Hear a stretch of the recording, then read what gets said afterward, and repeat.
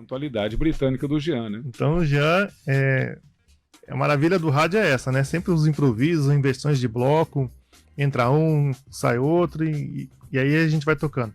Mas Jean Rios, membro do Comitê de Combate à Dengue aqui em Foz do Iguaçu. Bom dia, Jean. Obrigado por ter vindo. Bom dia, agradeço aí a possibilidade de estar aqui.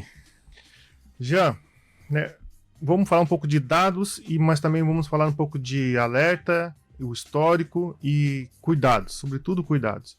Né? A gente iniciou o ano epidemiológico, né, ele não começa em janeiro e termina em dezembro, como a gente está acostumado com o nosso calendário gregoriano, seria isso? Exatamente, do Papa Gregório. A questão da epidemiológica, ela tem um calendário próprio, no caso da dengue começa em agosto. E a gente começou agosto já em setembro, né, um mês depois do início desse ano epidemiológico, com uma morte. Eu queria que você falasse um pouco sobre essa morte, né? Quem foi essa pessoa, quantos anos, se a pessoa, quando que ela internou, quando que ela faleceu e se ela tinha alguma comorbidade. Então, como você bem disse, já iniciamos o mês de agosto. Os nossos números de casos eles são bem semelhantes ao início do ano passado, que o ano 2019 e 2020 foi a maior epidemia já registrada no município. Quando a pessoa contrai dengue, ela contrai por um sorotipo, ela vai desenvolver a doença e vai criar anticorpos específicos para aquele sorotipo, que a gente fala que é a imunidade permanente. Por 6 meses, ela também vai estar imune aos outros 3 sorotipos. Mas, como a gente sabe, a dengue é uma única doença causada por 4 vírus. E quando a pessoa contrai dengue por uma segunda ou terceira vez, a chance de ela evoluir para uma forma mais grave é muito maior. Nesse caso, é um senhor, ele mora ali na região norte da cidade, ele não tinha comorbidades e, infelizmente, aí contraiu a dengue novamente e evoluiu para uma forma mais grave, chegando aí ao óbito, o que é preocupante. Então, estamos tendo podemos, né, chegar numa nova epidemia. Para isso, basta que as pessoas continuem fazendo o que não estão fazendo, ou seja, nós não estamos tendo sucesso, né, no controle desse mosquito.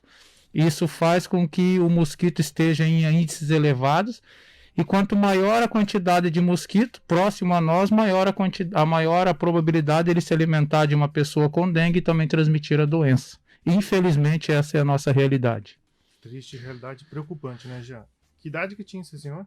Se eu não estiver enganado, eu acho que era de 72 ou 74 anos. Um senhor que não tinha comorbidade, como dito anteriormente, né? Sim. Foi das mortes anteriores, foram 43 mortes suspeitas por dengue, e dessas apenas 8 foram confirmadas, né? Então, assim, a pergunta que fica no ar: será que essas pessoas que contraíram dengue, né, se elas não o tivessem contraído, será que estariam vivas hoje? Então é mais uma boa reflexão para a população pensar, né? Sim. Às vezes não estamos dando o devido cuidado à dengue, apesar que estamos aí com essa pandemia de coronavírus, mas a dengue é uma doença que já infelizmente é comum para nós, né? Sai ano, entra ano e ela está aí, avisando que nós devemos fazer a nossa parte todos os dias. Já num comparativo com essa questão do início do ano epidemiológico, né, que começa em agosto, a gente teve nos últimos 2 anos epidemiológicos a primeira morte registrada em períodos diferentes, né? Agora a gente teve em setembro e nos anos anteriores ela chegou mais tarde, digamos assim. Qual que foi o período e o que isso significa? Estamos entrando se continuarmos, né, esse número, esses números da dengue continuar em alta, nós vamos entrar numa nova epidemia.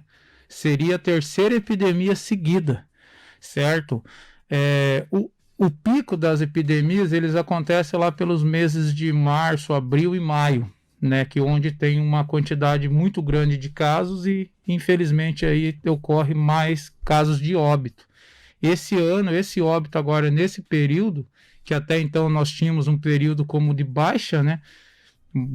Baixa ocorrência da doença, é muito preocupante, e isso reforça aí para os profissionais da saúde que não podemos baixar a guarda em relação à dengue, né? Os casos estão aí, esse óbito, ele infelizmente aconteceu, mas toda a área assistencial ela tem que estar, sim, já está preparada, mas elas têm que estar antenadas aí para que isso não ocorra novamente. Sim. Então, recuperando os dados aqui, né? A gente acabou de anunciar que nesse ano epidemiológico de 2000/2021 já aconteceu agora em setembro, né? No início do ano epidemiológico. Em 2019/2020, virou-se o ano para 2020, né? Também começou em agosto, mas virou-se o ano para 2020 e, como você falou, acontecendo um período de alta que foi em fevereiro. E no ano anterior, 2018/2019, aconteceu ainda mais para frente, né? Foi em abril a primeira morte. Isso. O que a gente tem que levar em consideração é que a dengue ela é endêmica no nosso município, ou seja, ano após ano vamos ter casos sim, né, de pessoas com dengue em Foz do Iguaçu, mas ela está apresentando alguns anos epidêmicos, né? Posso citar que a semana 4 ou 5, a semana 10, lá que foi em fevereiro, nós tivemos em uma única semana 2.800 pessoas com a doença. Então, imagina 2.800 pessoas com dengue, né, nesse curto período. Então, superlota as unidades de saúde, né, tanto a rede assistencial que a gente fala das UBS quanto das UPAs. Então, provoca essa sobrecarga. E, infelizmente, então, muitas pessoas elas podem passar desapercebidas, né? Como a gente está vendo agora com essa questão aí dessa epidemia de coronavírus e também da dengue, sendo que são doenças virais, né, causadas por um vírus, que alguns sintomas eles podem se assemelhar. Então, basicamente assim, o coronavírus, a pessoa ela vai desenvolver uma síndrome respiratória, certo? E no caso precisando de internamento, né? Então tem que evitar que essa pessoa ela evolua por um caso mais grave. Enquanto da dengue, então, essa situação da pessoa aí estar com uma hemorragia, né? E sobre a carga de líquido, se ela perder muito líquido, também vai morrer por esse sentido, né? Então é muito complicado essa situação, são duas doenças graves e que cada um tem que fazer a sua parte para evitar assim que a gente seja acometido por elas, infelizmente. Jean, você citou que o ano passado, né, na verdade o ano epidemiológico anterior, teve quebra de recorde, né? Acho que tanto de casos quanto de mortes. Recupera para nós quais dados, quais os números desse recorde. Ano passado nós tivemos em torno de 25 mil casos notificados e 20 mil, em torno de 19 a 20 mil confirmados, né? Não foi o recorde, tá? Porque se eu não estiver enganado, em 2016, né? A gente teve aí 14 óbitos. Então teve sim um recorde em número de casos, mas não o de óbitos, né? Entendeu? E agora, como é que está esse início? Além dessa morte, né, dessa triste óbito que a gente já registrou também, o número de notificações? A gente está em torno aí de quase 2.000 notificações para esse período, é muito, né?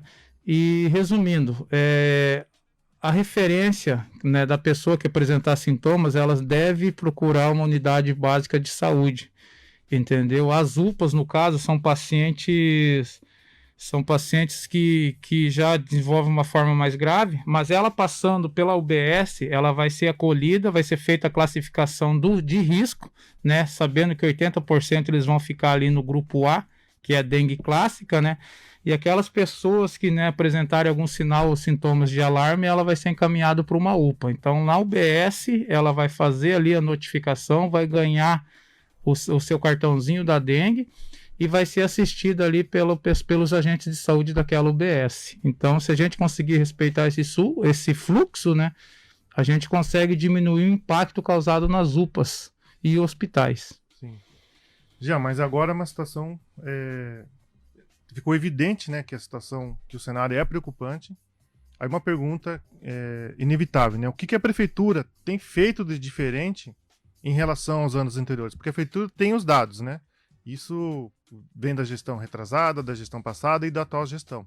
Você mesmo falou, tem todos os dados desse histórico, dessa evolução da dengue na cidade e mesmo desse comportamento que a própria prefeitura atribui aos moradores como boa parte da responsabilidade do resultado desses casos.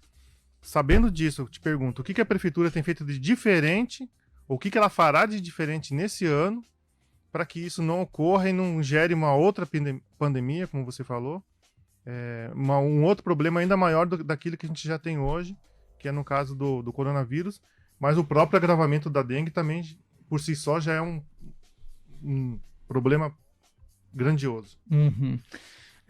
Os protocolos dessa gestão, elas se repetem anualmente. Então, só lembrando que as ações de combate à dengue, elas são diárias, né? Então, tá desde o agente de saúde visitando as casas, orientando os moradores aos cuidados que ele deve tomar para evitar, assim, que o mosquito venha se proliferar. Tem ações, como você mesmo citou, do Comitê da Dengue, né? São várias secretarias que compõem esse comitê. Então, hoje, o município está centralizando todas essas ações naquele mapa de calor. Então, o que é o mapa de calor? Então, nós fazemos o cruzamento da infestação do mosquito com a incidência de casos, ou seja, a concentração de pessoas que foram acometidas pela doença. Então, a gente intensifica todas essas ações, certo? Desde a limpeza de pontos de bota fora, a limpeza de desobstruções de manilhas, né, galerias de águas pluviais, a boca de lobo, certo? As visitas são intensificadas nas residências desse local. E agora, brevemente, a gestão está buscando parcerias também. Um era o projeto Wolbachia, né, em parceria com o Ministério da Saúde, que era implantar uma bactéria, né, que impossibilita aí o vírus de se replicar no mosquito numa quantidade suficiente para provocar a doença. E também agora, brevemente, né, esses projetos já estavam bem adiantados, digamos assim, mas retrocederam devido à pandemia. E agora, brevemente, também a possibilidade de implantar um projeto que é a Estação Disseminadora de Inseticida. Então, conhecendo o comportamento do Aedes aegypti, nós faríamos então a instalação de armadilhas, né? São tipo umas ovitrampas que teriam tecido impregnado com um larvicida, e toda vez que a fêmea vinha ovipor ali, né, vem depositar seus ovos, ela impregnava com esse larvicida, e quando ela fosse depositar em outros locais, ela estaria levando então esse larvicida. Então estaríamos usando o Aedes para combatê-lo, né? Uma forma bem legal.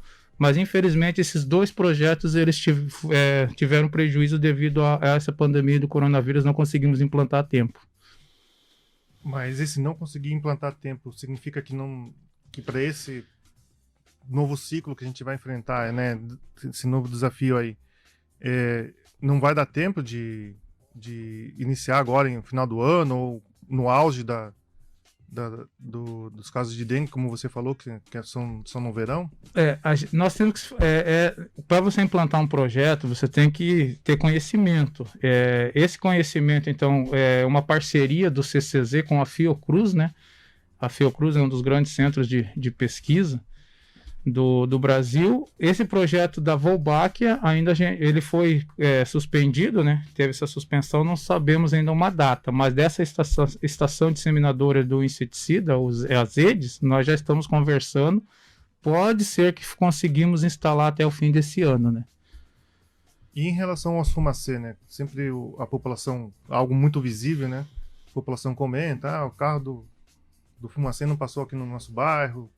Como é que está a programação desse andar do fumacê pelo município todo?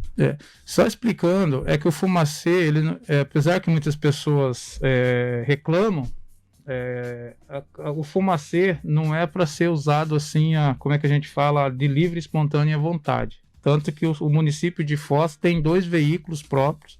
Somos os únicos municípios no Paraná que temos os fumacê, mas não é nossa a responsabilidade de autorizar o seu uso. Entendeu? Não tem nenhum cunho político isso, muitos sabem, outros não, mas assim, teve um problema no fornecimento do inseticida que ele é disponibilizado pelo Ministério da Saúde. Então, praticamente o ano de 2019 nós não tivemos o inseticida, certo? E, sendo assim, nós não conseguimos usar o fumacê quando necessário. Quando é utilizado o fumacê? Quando nós temos uma incidência de casos. Então, assim, o fumacê ele não tem ação do combate ao mosquito. Você não usa o fumacê para ele diminuir os índices de mosquito. você usa o fumacê para diminuir o impacto de transmissão da doença. Então você aplica eles nos bairros de maior incidência, certo? E naquele período de 15 a 25 minutos que o inseticida está flutuando nessa massa de ar, qualquer inseto que esteja voando naquele momento e entre em contato, ele vai morrer. Então aquele mosquito contaminado que tiver contato com o fumacê vai acabar morrendo, diminuindo a taxa de transmissão. Outra coisa também, como eu disse, o fumacê ele não tem um efeito residual.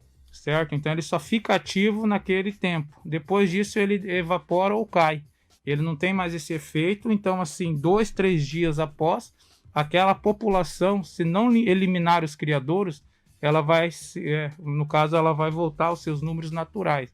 Por quê? Porque as larvas e as pupas, elas continuam nos quintais das casas, o que implica ainda mais uma dificuldade no seu combate. Ou seja, não é preventivo e não é duradouro. Não. Para o momento. Ele é para o momento. Então, assim, mas o CCZ mata cachorro, ou CCZ não, perdão, o fumacê ele mata passarinho, ele mata planta. Não. O que a gente tem que entender é que é um inseticida, né? Aquele produto, aquele termo técnico vulgarmente chamado de veneno, ele é calculado para matar um inseto. Então, quando a gente faz essa dosagem, né, um mosquito, no caso, em uma ave, o peso corporal é muito grande. E também tem um mecanismo de ação, né? Sendo que os mosquitos respiram de uma forma e as aves e outros animais de outra.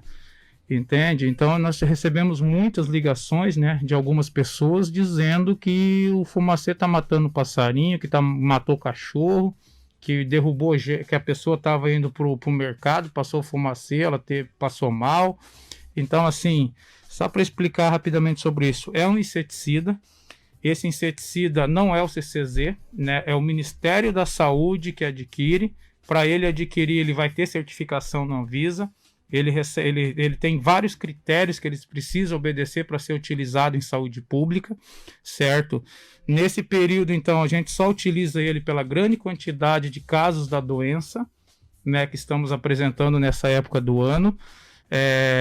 O maior cuidado hoje, lógico, né, é com as pessoas, né, o ser humano em primeiro lugar, mas assim, a dengue também está aí. O tempo de exposição da população é muito baixa, né? Então, para você comparar um ser humano com um mosquito, né? Então, o ser humano ele vai ficar exposto aí de 15 a 25 minutos, vai depender das condições ideais, né? No caso, a temperatura, a velocidade do vento. Depois, esse inseticida degrada rapidamente, não tem um efeito residual.